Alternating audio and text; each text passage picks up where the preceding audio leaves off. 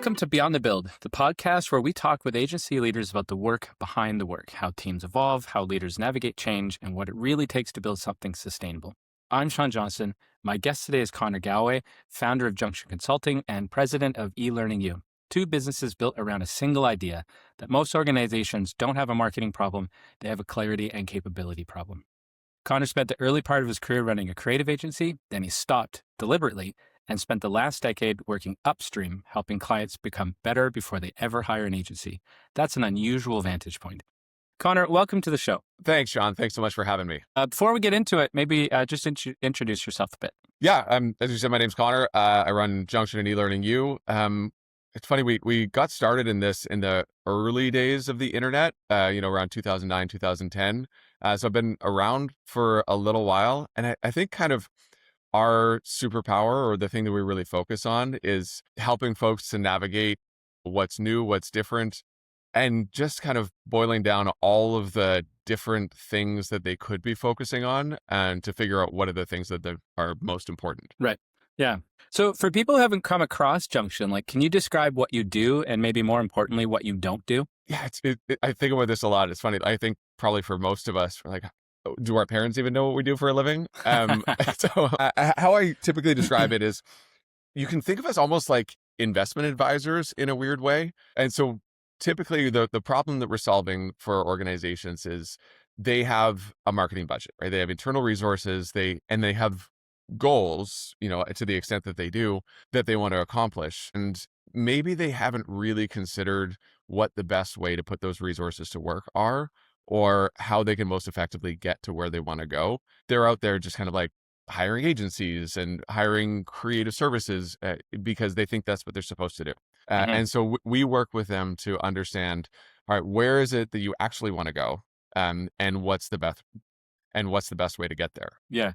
I find on the other end of that equation, the best clients experiences we have are the ones that have that kind of clarity, and that the ones that we struggle with or that struggle with our process are the ones that they didn't know where they wanted to go and they got there, and we're kind of making it up as we go along. 100%. And I think your audience might be interested to know that we've had the good fortune of working together several times. And in those cases, it would typically be somebody who was like, I think I need a new website, and they could just go and spend a bunch of money and have a website built. But what we would do is we'd be like, okay, but why do you need a new website? And what do you want it to do? And then, I don't want to speak for you, but I think that makes your life a little bit easier because now they're coming in with that clarity, being like, I have a brief, I have a plan, and this is effectively what I want your skills to be able to do for us. Yeah. Yeah. The first part of any process is figuring out why we're doing this, who it's for, what they need to achieve, and what the goals are. So if we can't define that at the beginning and we try to figure it out as we go along, it makes the job hard. Yeah.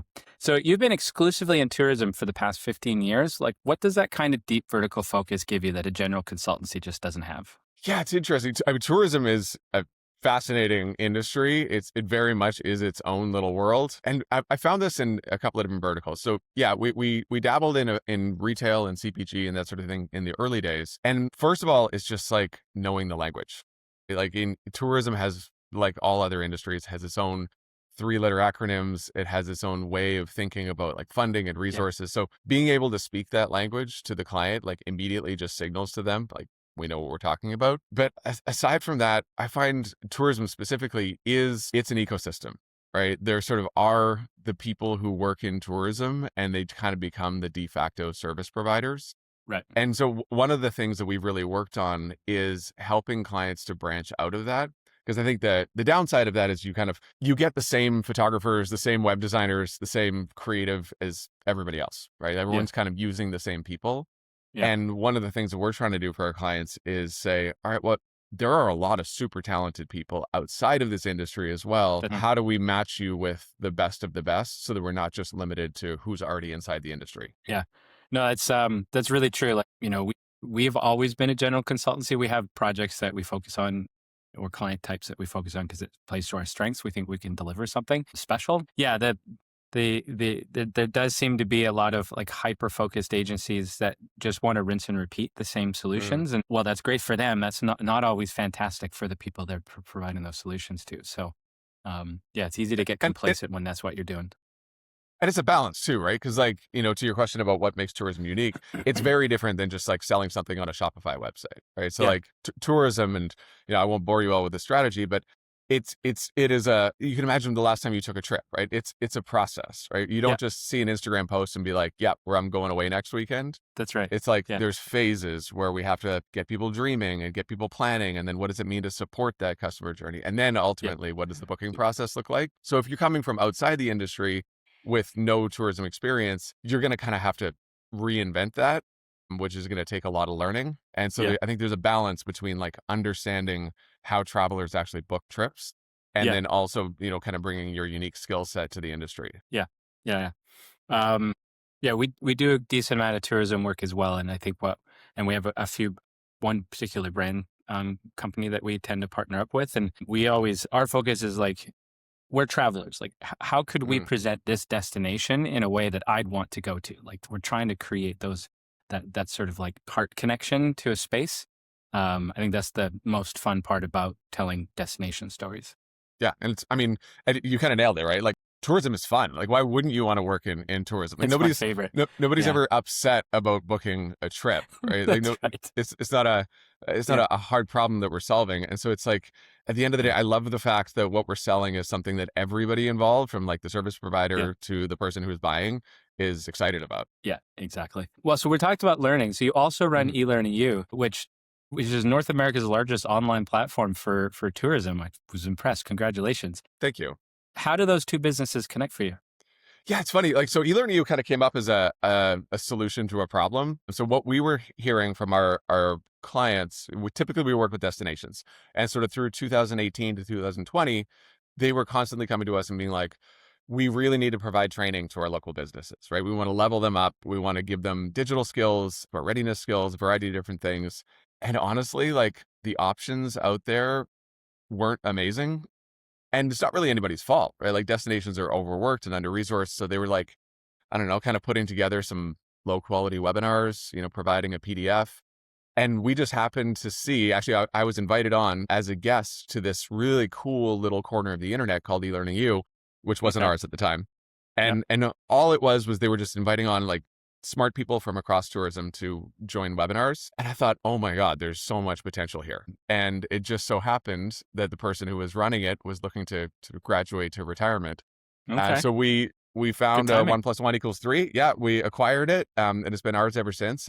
So basically what we've been doing with eLearningU is creating like one place where everyone in tourism can get super high quality training. So you can kind of Right. think of it like sort of the masterclass or the Peloton Right. model, where like we Yeah. can provide that infrastructure and bring together all sorts of different learning opportunities and ways for people to develop themselves. Yeah. Yeah. No, I can see how those two things would be mutually symbiotic and sort of nurture like your overall mission to helping tourism companies like, do better work and Totally. learn more. Yeah. And like it's symbiotic too, right? Not like, let's say we're working with a destination. So I'll give an example. So we were working with the Kootenai Rockies, and they're this amazing organization who's responsible for a large part of British Columbia. Yeah. It's a chunk. And right, yeah, and they have like Revelstoke and Golden and all of Hmm. these Nelson, these amazing places inside Yeah. of it. And so they came up with a destination strategy, working with us. And then the next step is, all right, well, we're going to do all these amazing things, but like at the end of the day, people are visiting local businesses. So we need to make sure that we're aligned and that the local business has the skills that they need to actually execute. So that's where sort of the junction work flows into eLearningU work, because Right. now we're able to provide all that training and make sure that like they know what their region is doing and the Yeah. region can rely on them to execute when it's time to actually roll out the campaign. Very cool. Yeah. Yeah. I noticed, I love what you guys are doing as well. Cause there's like, again, we love the tourism work, but like the DMO organizations, like sometimes we've worked with big ones that are super organized. And sometimes it's just like some person working out of a chamber of commerce with no resources whatsoever. Yeah. Like, like they Yeah. love where they are and they're trying to do, but they're so stretched. So having knowledge and having connections and support I think would be super valuable for some of these organizations. Yeah. And for your listeners, for anyone who's not familiar with tourism, the way destination marketing organizations are a fascinating, different way of operating than really any other industry. So It typically is. they're locally funded, right? Like, as you know. And so Yep. like they pay like a local tax, or we'll call MRDT. And so That's all right. the local businesses are basically trusting their destination with their money and saying, spend it on our behalf. But Hmm. then the destination is typically like, they're doing their best to be resource light, right? They don't want to waste too much money on like admin and salaries. So what ends up happening is like, we have these really ambitious, creative, like dedicated people who have a big budget and not a ton of resources, like in Yeah. terms of internal Yep. skills and time. And so there's this gap, right? And Yep. and that's kind of what we're trying to solve. But you're right, like very often it's just kind of like a dude in an office who's like, this whole region is my responsibility. Like, I hope I'm Yeah. doing a good job. We're working with this person in Summerland right now, and we had to pause the project because she had to move offices. And it took her 6 months to Yeah. sort of like break down the Chamber of Commerce office that had been there for like 30 years and move it. And when I was like, this poor person, like, is there not someone else? She's got to market your location. Anyways, so you ran a creative agency for several years before shifting it to a consultancy. Like, what was that like? What did you enjoy? What was grinding you down? Yeah, and probably like a lot of people who are watching, it's super fun, right? Like running a creative agency, like you get to do creative stuff. So Yeah. like I said, we started in the early days of the internet, so there was no specialization. Like we were just like, how many internets can I sell you today? Everything to everybody. That's right. Yeah, so like SEO, social media campaigns, All the like things. we were convincing people to start Facebook pages, right? This is how early it was. That's awesome. But like it also meant that we needed to spread ourselves really thin. Yeah. But then what we noticed once we got into sort of 2016, 2017 is that there was this disconnect where like all these clients, they were doing what they thought they were supposed to do, right? They were just hiring agencies and giving them, portions of their budget. And the agencies were frustrated because they were trying to do their best work, but they were constantly bumping up against the client who was like, we want more, we want different. And we realized that like there was a big problem here. And as a creative services provider, we were a part of the problem, right? Yeah. And there was actually one moment where this kind of came to a head where we had this amazing client we loved working with, and they called us up and they were like, we have a bunch of budget. We're really excited about this. We want to do a big campaign, it was somewhere in the neighborhood of like $100,000. And we were stoked, right? We love them. We love obviously the Yep. budget. Yep. And we're like, all right, what are we accomplishing? And they looked at me and they said, well, isn't that your job? I was like, no, like, No, you got to help me help you. right. Yeah. Like whether you're buying like a house or a car or a meal or whatever, like you're going there to tell the person what you want. Obviously, Yeah. they're the expert in like how to put the pieces together, what the package That's should right. be. Yeah. But I just kind of realized in that moment, I'm like, this is what's broken. Yeah. And it's not their fault, right? Like they were doing their best, but they had just never really even considered that like they should connect their broader business strategy to what they're doing in digital marketing. Uh-huh. And so we ended up walking away from that project. And that was the pivot moment. That was when we were like, we need to burn the boats. And so we fired all of our creative services clients, which was, you can imagine, painful at the time. Yeah. Yeah. Some of them weren't so painful. So Yeah. That's true. There's some you're not too unhappy about. Yes, that's true. yeah. But it was like for the business, you can imagine it was tough, right? Because we had all this retainer work, all this like revenue coming in. And Yeah. we just went, no, like we're committing to this thing. Yeah. And honestly, it's the best decision I've ever made. We went Yeah. from, and like you were saying, there's this natural adversarial relationship between the Yeah. client and the creative services because they're trying to get more work and the creative services is trying to do their best, but like we're financially incentivized to spend the least amount of internal resources. So like there's this friction. But as a consultant, what we found is it's the exact opposite relationship. We're now partners with our clients. Yeah. When something goes wrong, they call us up and instead of yelling at us, they're like, how do we work together to fix this? And there's like just no more Saturday night sprints on websites to try to launch on a Monday morning. As I say, like there's no emergencies in consulting. Yeah. So it's that's a good one. Yeah. Okay. There's no emergencies in consulting. Yeah. I love that. Yeah. I mean, we touched on this adversarial system on the pre-chat, and I haven't really been able to stop thinking about it.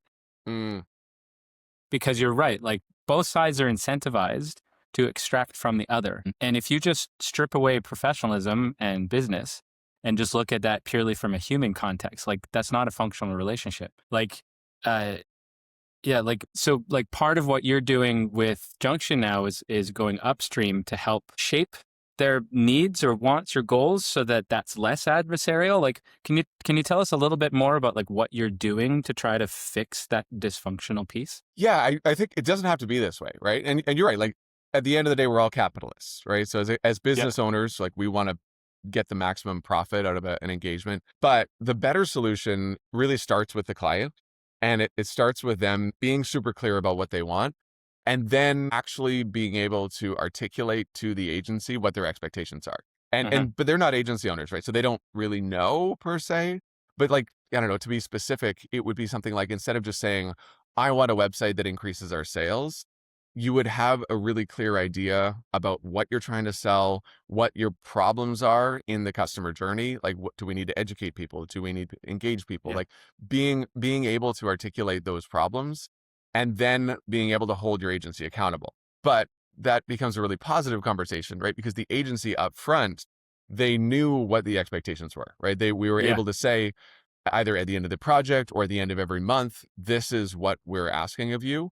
And then it becomes a collaborative relationship, right? Because then we go, all right, well, the agency who really understands, the work that they do, and the client who understands their business, they can say, all right, well, what is the best solution to this problem? Rather than just saying, client saying, I have the money, and agency saying, I have the creative, That's right. Yeah. always sort of butting heads. Yeah. Yeah.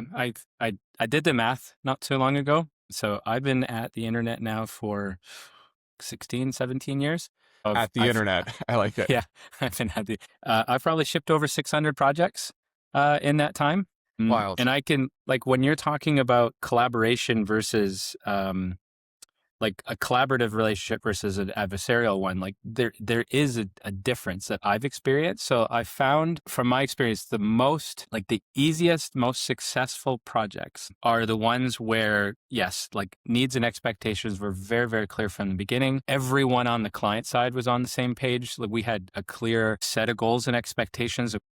There was no questions. We all understood the mission. And then our job becomes like strategic execution and strategic guidance. So we're helping them through a process that's complex that they don't know how to do, but we're doing it with them.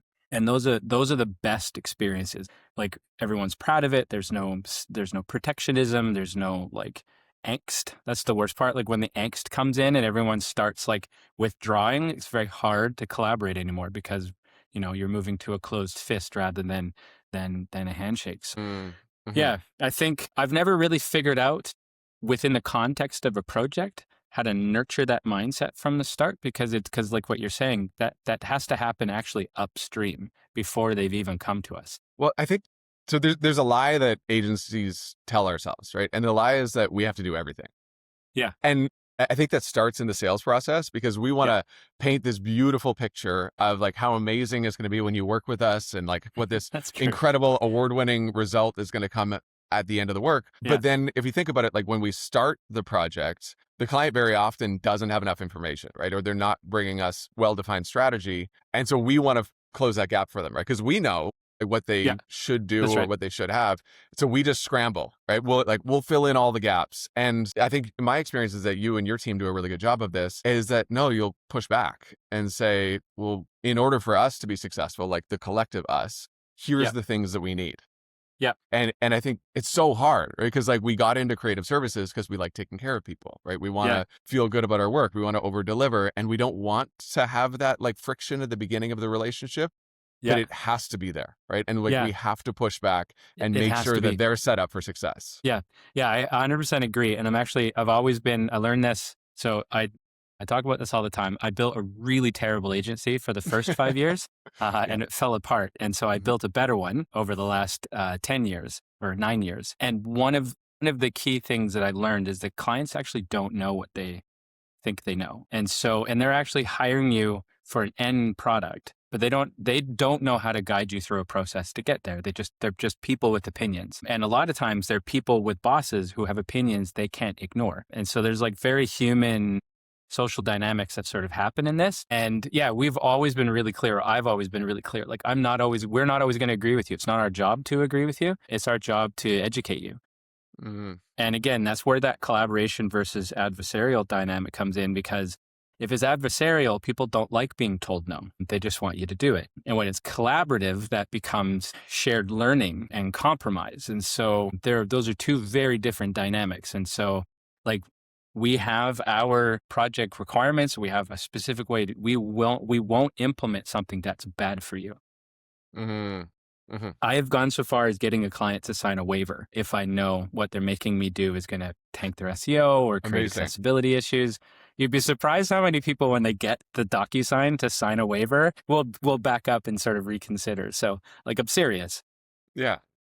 And yeah, it's just like you have to sort of stick to your guns, but that doesn't always make for a super fluid relationship. But because I think, like, from what you're saying, like, when you don't do that and you've driven the project off a cliff, like, it's not the client's fault, it's your fault. Yes. Yeah. Well, and like we've all had clients who micromanage, and like maybe sometimes more than we Yeah. would like to admit. And Yeah. my experience working directly with the clients, and like I've worked with some who I could tell were not fun clients to work with, and they don't want to be like that, right? It's not, they're not doing it on purpose. Yeah. Some people are just jerks, but they, True. it comes from a place of fear, right? So It does. they're, Yeah. if you imagine what it's like as that Yep. marketing director or the VP, like Yep. they're afraid that they're going to waste their money. They're afraid it's going to be off brief or outside of scope. They're also afraid that they're going to get fired or in trouble. So they Yeah. feel like they have to micromanage. But Yeah. at the end of the day, and this is what I tell them, I'm like, this is your own fault because you didn't clearly define what you were asking for at the beginning. So now you feel like you have to be in the weeds. Like now you feel Yeah. like you need to be in there with the cooks, like deciding how we're seasoning the food rather than just stepping back and saying like, I'm going to executive chef this thing and tell you what I want the outcome to be. Yeah. Yeah. It's there's one recent experience where, like, the fear part, like, this poor person is working in one of the most volatile work environments I've ever seen. Like, their company plan changes every day.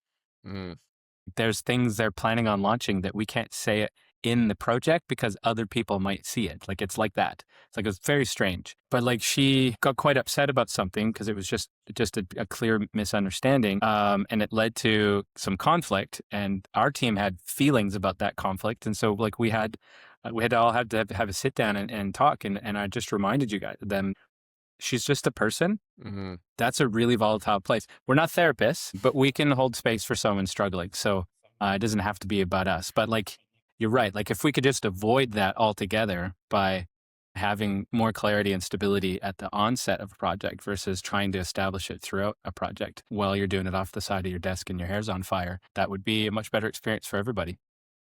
And it's funny that I do kind of think of myself as a therapist sometimes, or like a lot of the time. And so like, and this is kind of where an example of where we stand in the middle is that when they're working with a consultant, they can, you know, call me up and be like, hey, I'm really afraid about this, or like, I'm worried that this is going to go sideways. And yeah, you're right. Like, what's so interesting is I've gotten to work with some people who I'm blown away by. Like, I'm like, your brand is incredible. Everything you're doing is best in class. Yeah. And once we develop a little bit of trust, like even sometimes in that second phone call, there's always the moment. There's always the same moment where the person's like, Connor, I have no idea what I'm doing. Like I love it. I'm messing everything up. Everyone else has it figured out. I'm just like, I'm figuring it out as I go. And like, I think it's important for agencies to recognize that like, even when you're working with some of these big, and I've sat in some of these boardrooms where I'm like, Yeah. how did I get here? Like, these people are incredible. And even they, you know, these big fashion brands, massive hotels, like incredible award-winning destinations, even they are super, maybe insecure is the wrong word, but they're confident that they're messing everything up. And that there's something that they're not doing that they should either know or be able to do. And so I think if we can recognize that and realize that we're all in this together, it creates a totally different conversation. I always say, we're all just folk. Yeah. At the end of the day, one of my biggest lessons that I've learned it repeatedly throughout my career, is that there is no secret sauce. Nobody has the secret sauce. We are all just figuring it out as we go. That is the sort of the fun part of this great adventure that we're all doing. But yeah, no one's walking around with a pot of secret sauce that's got it all figured out. Like, that's not a thing. Totally. Well, I think about, and so I have this show that I do on eLearningU called Tourism Talks. And I recently had on the marketing manager from this amazing resort in BC called Nemo Bay. Now, if anybody has ever been there, I'm jealous. It's still on my bucket list. So look them up. Like, you'll look at their brand and you'll be like, wow, like they are nailing every touch point. And so I had her on. I was like, how are you doing such a great job? And like, we got into the social media content and that. And she was just like, honestly, I go out with my iPhone, I take a couple of video clips, I come back, I edit it together, I post it on the internet, Sometimes it goes well, sometimes it doesn't. And I'm like, Yeah. you're literally doing the same thing as the rest of us. It just so happens that like through consistency and like paying attention to what's working over time, like you manage to get there. That's but right. like it's fundamentally the same thing. That you look amazing on the internet. Yeah. I find like just talking at fear, sometimes we're all just a little afraid to start because we're worried it'll fail or it won't work. So then it just kind of keeps us from trying or trying all the way. And then it just becomes a fulfilling prophecy. It's like, oh, it didn't work because, right? But you didn't actually put all your Totally. belief into it. So like I was having, like one of the things that we were doing with launching the product last year is that I was using my own personal brand, which apparently I had, to elevate it. And so that just turned into a super consistent process of publishing content, and then topics around neurodiversity and leadership and workplace culture just got a lot of traction. So I just kept talking about it, and it sort of continued to evolve. And I was talking to Scott Skostad from Red Hot Chili Sauce. Hot sauce. Hot sauce. That's right. Yeah. And he's never tried. He's like, I've always wanted to do it. And I'm like, just start publishing stuff. Like, I was scared too. I was thinking people were gonna, like, literally nobody sees anything when you're first posting. Like it's very anticlimactic. So this is what I always think of. Like the worst case scenario is that nobody sees it. Nobody sees it. If that happened, then nobody saw it. Who cares? That's right. You're not gonna go viral with your first post. Like there's nothing to be worried about here. Just start. Yeah. Just try. Yeah. We ended up in an interesting place there. So like you've probably worked with people that have, or customers, I should say, that have done previous campaigns or web projects or whatever and had it not go well. Maybe part of the reason why you're there. And then by getting them prepared, then have them go through an experience that did go well. Like what was the biggest difference between the failure and the success, and how did the client actually feel about it? Like what changed? Yeah, no, it's a great question. So I think about a specific project that we did. So I got a phone call from somebody I knew who ran the Oak Bay Beach Hotel in Victoria. Oh, love Oak Bay. I know, it's stunning. And their problem actually was that they had just been named one of the 10 best hotels in Canada. Oh, and they were like, our website presence and like digital footprint does not reflect us. Like people are going to be Googling us and they're going to be like, really? This place? Yeah. Yeah. And the problem was their previous website, and I'm sure this will resonate with some folks, is that it was a Frankenstein.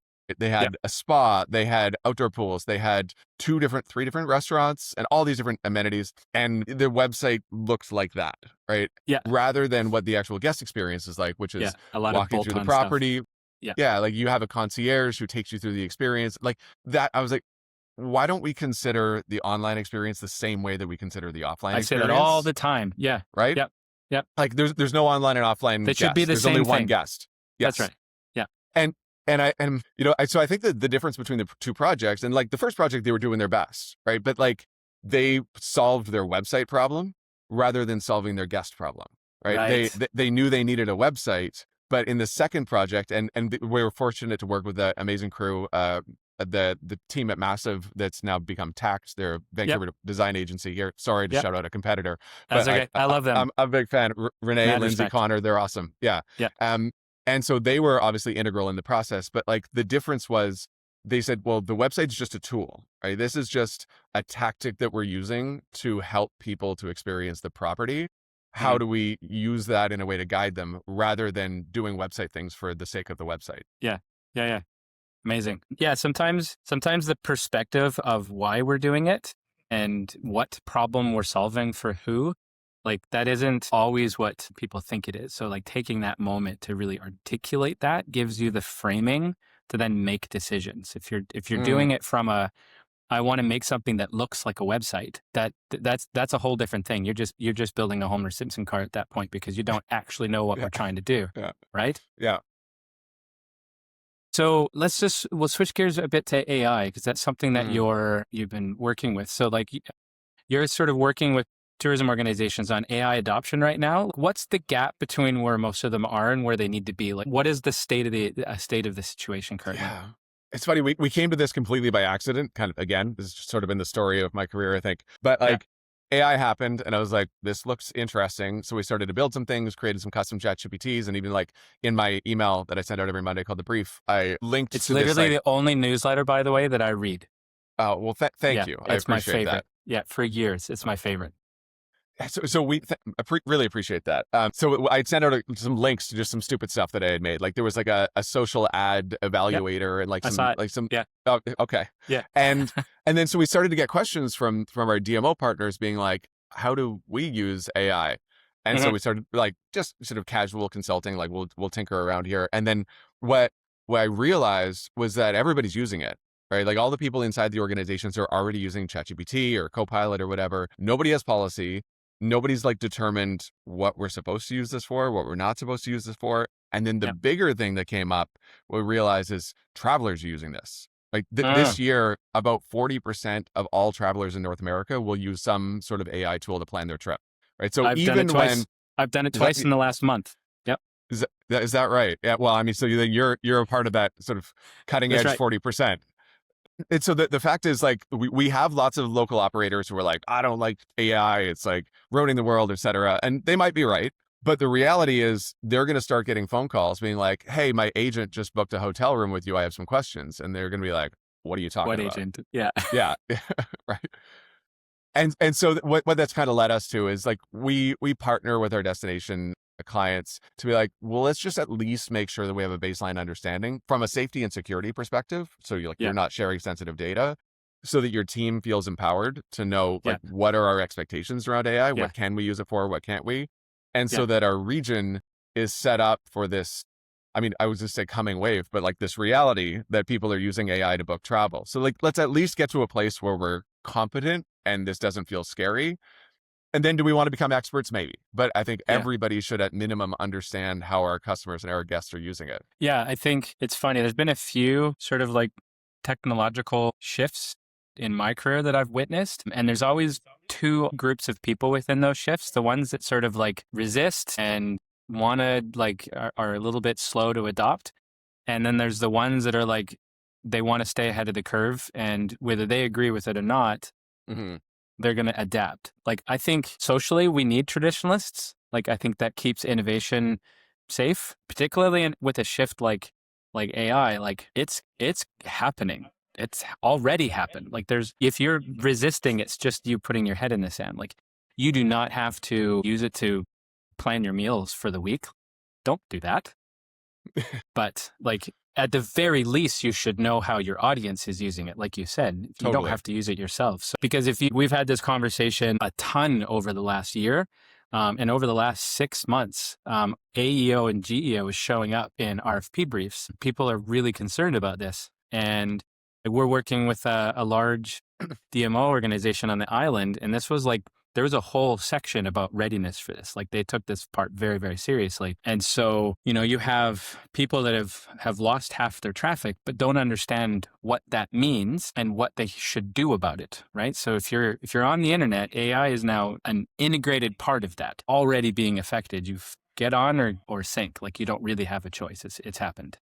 I love when people say, I don't use AI. I'm like, do you use Instagram Yeah. or, Yes, or you do. Google? Yeah, And you've you been using use it for AI. 15 years. Yeah. Yeah. It's been around Yeah. forever. When it comes to adoption, I had this really interesting moment about a week ago. Yeah. So where I was up leading a workshop, and I'll flash back a couple of years. So I was leading a similar workshop in Oregon. I guess this would have been just over 2 years ago. And I said to the crowd, I looked around and I was like, who here is using AI? Now, remember, this is only like, I don't know, call this 8 months after ChatGPT first burst on the scene. Okay. And there was like a little pocket of sort of like the tech nerds in the corner. Yeah. They're like, yeah, we're using it. Yeah. And I was like, okay, well, we're cool. I'm glad that there are some people here who are using it. Last week, I was in Dawson City. So for those who don't know, that is like the northernmost travel It's way up destination there. in Canada. Yeah. It's way up there. So you go to Yeah. Whitehorse and then you go another 6 hours north. And so I looked out of the room and I said, who here is using AI? Every single person in the room, 100%. And like, maybe Everybody. that's obvious now. Like maybe we Yeah. accept that, but like just that contrast from just 2 years ago where That's Oregon, right? Like that's tech that's adopters. extreme. Yeah. Yeah, Yeah. like we had maybe a quarter of the room, and now Dawson City, That's right. You're up 100% in of like the room. the Arctic Circle and it's 100% Yeah. of the people. Like that's Yes. extreme. Yeah. Yeah. This Yeah. isn't a trend. Like it's the reality now. Yeah. Like anecdotally, just for fun, like we were planning just a short trip to Hawaii and there's like a gajillion hotels and all the websites suck. So it's like, I can't Yeah. make a decision. There's some specific things I need to know are there. So I had Claude run a comparative analysis on a couple of specific things I was interested in, and it spit out a report in 5 minutes with like star ratings and comparisons. And I was like, okay, that's the obvious winner. And that's what we booked. So Yeah. I mean, I mean, it's a great application. And like, you probably had a better trip as a result. well, that's in the future. I believe I will have a better Okay. trip. Yeah. Yeah. That's why I've booked it Yeah. now. Yeah. So anyway, when we were talking, you used a really great framing about a law firm, Mm, and it's like a lot of people are like, it's going to replace humans, and like it's going to change the way we work. Sure, mm-hmm, but like you said, there's another way to look at it. We can do more with the same mm-hmm. people. It does not have to be about reductions. Like, how does that tend to land with clients and organizations when you sort of frame it that way? Yeah, it's super interesting. So I was wrong. Like I had been saying to people, AI is not going to take your job. Somebody who's good at AI is going to take your. I stole that from somewhere, right? I'm Yeah, sure you've heard it somewhere else. yeah, But I said for in the case of things like law firms, where like, what do we need a paralegal for, right? When AI can just do that. And then I was at an event and was talking to the COO of this very large law firm here in Vancouver, and she was like, honestly, I'm not firing anybody. She's like, and the way she framed it to me was that she's like, if I can run $100 million law firm with call it 1,000 people, and then AI can take half of that away, and so I could run $100 million with 500 people. She's like, well, capitalism would tell me that I should run a $200 million firm with 1,000 people. And I was that's like, right. oh, right, yeah, capitalism, right? Like, of course, we're not just going to be satisfied with the status quo and just reduce Yeah, headcount. If we can get more productivity out of the same number of people, like obviously we're going to try to grow our organizations. yeah, So, but I think there's some nuance there, right? Which is that, and it's funny. So I was just talking yesterday with my friend Charlie Grinnell, who runs Right Metrics, super smart dude. He's like sort uh-huh. of on the cutting edge of this AI stuff. And he made the point, because I told him that same story. And he's like, yes, and the employees, the people who are on our staff need to be flexible enough to make that adoption.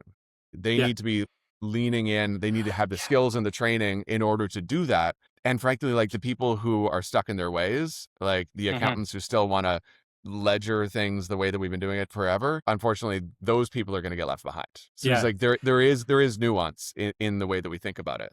yeah. And I talk about this quite a bit about like with workplace culture. Like if you have structured a culture that allows for individual autonomy, so people to be able to decide how they execute their work and they receive sort of trust and support to do it those ways. And that could be just workflow preferences, it could be schedule timing, it could just be the way their brain works. Like if the company is really just focused on an output with clear documentation of what good and done looks like, it doesn't really matter.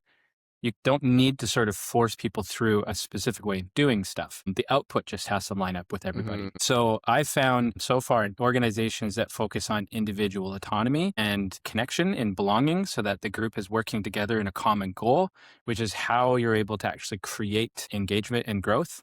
So that emerges from the system. It's not something that you actually those organizations, those individuals are bringing these tools and these skills to the work that they do because they're invested in what they're doing. If you're a top-down sort of like control extractive environment, like very capitalistic, very corporate, and you're mandating these tools onto people, the adoption is going to be poorer because now it's just Mm-hmm. another thing they have to do. We don't want to fail because that's going to threaten our position. So I've found, and we've really focused on creating the former. Like our director of technology, Troy, we sent him to a workshop on how to like build out small little applications with Claude because he really wanted to sort of learn the skill. And over a weekend, he built a Figma connector that will take Yeah. our Figma file, extract the Huh. styles and export and import it right into our build tool, which saves the builders like 4.5 hours of Wow. setting stuff up. So like that type of innovation happens because he wanted to try and it was a safe environment to do it on. So yeah, it's like you said, it's that agency, it's that autonomy to be able to do that needs to be there as a Yeah. precondition. Well, and my brain first goes to like, well, you would have had to pay for that software before, but like the reality is you wouldn't have even known to go out It and doesn't find it, exist. right? Like, Yeah, yeah, it doesn't yeah, exist. yeah. And but because you gave him autonomy, he just solved a problem that you didn't even consider I didn't before. even tell him to do it. He's like, hey, I got to show Yeah. you something. And he's like, and now I'm going to make this other thing. And I'm like, fantastic. Let's keep going. That's so Yeah. cool. Yeah, I mean, I think it So just goes to how we manage our people, right? It's like, are we managing them to like put in the hours and do the tasks? And I would yeah, argue that no, like I don't care. The only thing I care about I mean, is that's like, are one they way to do actually it. producing the Yeah. work? Yeah. Yeah. I mean, it sounds like a super stressful way to work. Yeah, it is. It's not, it doesn't, you don't get the best out of people. It's true. So anyways, you've launched an accelerator program that Mm. you've pushed agency down so that a client success manager can get deliverables to 80% using AI. Like, what does that look like? How does that change the way teams are working? Yeah. So it's been wild. Yeah. So the accelerator program is basically what we're doing is working with our destinations and working with individual businesses to provide consulting services. And you can imagine if you're a fishing tour company and you're, doing $500,000 a year in revenue, you can't afford to go out and hire some massive consulting engagement. Yeah. But you still have the same needs. So we created this, sort of call it a sprint or like an accelerator, where they get like 80% of the value of working with somebody like us for about 20% of the cost. And Yeah. so that was great. And we were able to build that because we had streamlined the process. We knew what the checkpoints were. We were able to basically just be much more efficient than sort of the wandering way that you might normally do a consulting engagement. But then like it happened. So in the beginning, each one of the coaches needed to do everything, right? From, setting up the expectations to having the coaching call to developing the implementation plan and all the documentation. Uh-huh. And then what's happened is, one, because we've done a lot of these now, and two, because we were able to build effectively a custom GPT, we have trained it on the entire knowledge base of everything that we've done in the past. And then we've Yeah. trained it on all of our research, all of our data, all of that kind of the papers that have come out in the industry. And now instead of that sort of senior consultant, that coach having to do all the work, now the partner success manager, as you said, is able to do the vast majority of it. So what that looks like is we do the onboarding call, that person gets set up with the coaching session, everything's recorded in the background, transcription, the Yep. video, et cetera, all that gets fed into the AI agent. And then it produces what it believes the implementation plan is going to be based on what the human has defined. Right. So it's not Yeah. figuring out what the business needs to do. The human Yeah. is figuring that out. And then Yeah. it's pulling from all of that knowledge from hundreds of other accelerators. And so the partner success manager is then able to just hand this back to the coach and be like, did it get it right? Yeah. And you can imagine like how much time just spent like typing away on our keyboard are we saving? I'd say it's probably about 80% of each project. And like the client's pumped, right? Because we're over delivering. Like we're Yeah. sending them more insights, more examples, more Yep. specifics than we would have been able to do within the scope otherwise. Yeah. I think that's the right framing for how to leverage AI. Like, you don't want it to think for you. You can think just fine. What you want it to do is either foundationally support or augment your thinking with what it can do. Like, we have an internal content tool that we've been developing just to solve content problems, and we did this. The AI it's a series of agents, and they have very straightforward jobs. It's to get content into a framework. It can build that framework within a certain set of rules, within a predefined set of component blocks that it understands what they are and how to use them. And so that's all it's allowed to do. It's not creating anything from nothing. I'm like, use these blocks in these particular ways with this content that we've indexed from that site with these rules. And that's it. It does an amazing job, and it gets it 80% of the way there. And then a human is able to finish the rest of that process. Way more like, I mean, that 80% of them just copy pasting stuff now is just gone. that 2014 Connor is screaming right now because he's up until 2 a.m. hitting Control C, Control V. It's the worst. On thousands of blog posts. And he's like, oh my God, Shawn, why could you not have just built this earlier? We've just had that internal conversation. We're about to test drive this on some live projects. And so our client experience manager, Stace, is like, we cannot tell client B because she will lose her mind because she just spent the last 2 weeks copy pasting content. And I'm like, yeah. Okay. So if you were advising someone starting a creative agency today, knowing what you know about how things work, like, what would you tell them? What's your best piece of advice? Yeah, a few different things. One is, and maybe this is obvious, but like be really good at one thing. Yeah. Right. There's so many agencies out there, and like we're curious people, right? We want to do all kinds of different creative work. But if we think about how people buy, they are trying to get somebody to solve a very acute and specific problem for them. And so if you get 4 or 5 different proposals and it's like, hey, here's our portfolio, we do a bunch of different things, and here's an agency who understands exactly what you're up against, what your industry is, and how they can solve that problem for you. Yeah. Not only are they going to go with you, they're like, tell me how much it costs. Like I'll cut the check. Right. Yeah. So like I've noticed that not only by getting really good at one thing can we win more business, we're actually just able to charge a lot more. And a lot of the times we just get completely out of the whole RFP process because we're the obvious solution, right? So that's one thing.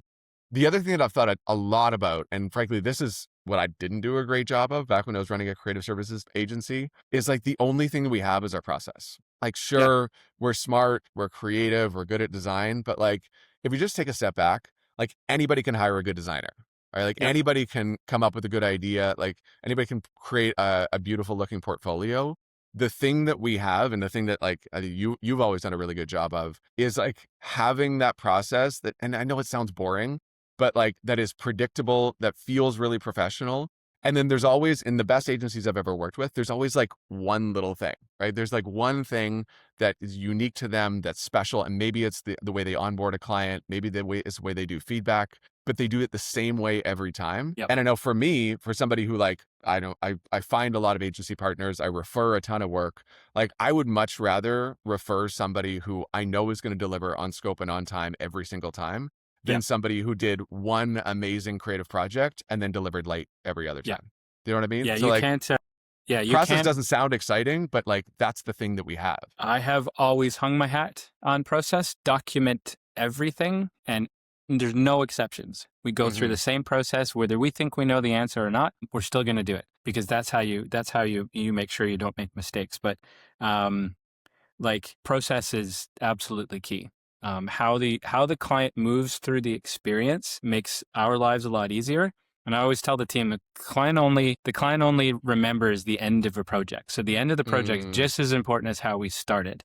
Like if we've been building the plane while we fly it the whole time, there's no way they're going to be happy by the time they get to the process. It's our job to make sure that this is as pleasant as it can be. Totally. Yeah. Yeah. Our job is to be experts at the thing that we do. Like the client, they don't have any idea how we do what we do. And so like we need to have that dialed. That's right. And they don't need to. That's what we're here for. Yeah. So what's one thing you got right early that you think most agency founders get wrong? What is one thing that I got right early? I mean, I think, so I've never been technical, right? Like I just kind of figured out all of this stuff as I went, but I've always been interested in business. So I think the thing, to the extent that we were successful after a while, but was sort of meeting people where they're at and saying, all right, well, this is a business problem.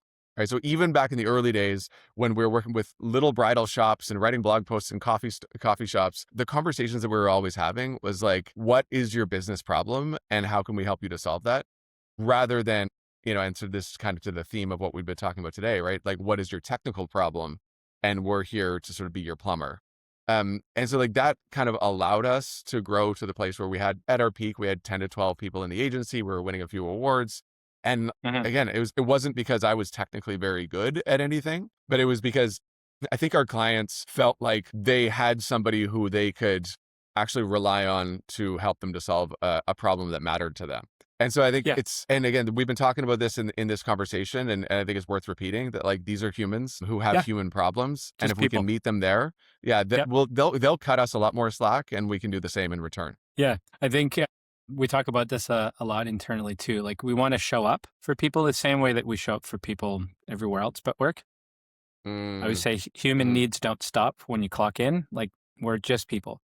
Totally. At the same time, like just with other people, there's boundaries, there's expectations. We all work better when there's clarity. So, the client is always right is not true. They're always right in matters of taste, which is actually what that whole saying is. But they don't know what they don't know. Like that's your job. It's your job to help them unpack that and hold space for them while they work through the learning process rather than trying to shove it down their throats. Like understanding built together is much easier to carry forward than you just pushing authority and knowledge on someone who's not being receptive. So yeah, we're all just people.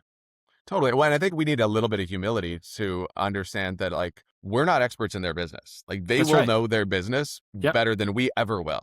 Like we know our area better than they will, and so they need to respect that. But at the same time, there's a mutual understanding. Yeah, I start every project. That's one of the things I say is we have our domain that we're experts in. We'll never know the business the way that you do.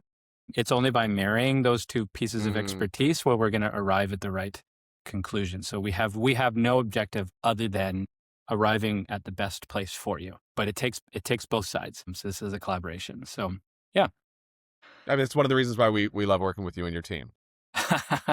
You're being genuine in that, because like that's actually been my experience. That's right. Yeah, it's true. That's a wrap on this episode of Beyond the Build. Thanks to Connor Goway from Junction Consulting and eLearningU for one of the most honest looks at the agency-client relationship I've had on this show. Thank you so much for your time today. Thanks, Shawn. It's been a pleasure. Yeah. If you're running an agency and something in this conversation felt uncomfortably familiar, the adversarial dynamic, the overgiving, the unclear scope, I hope it gave you a place to start looking. The probably usually isn't the people, it's the system they're working inside. Thanks for listening, and we'll see you in the next one.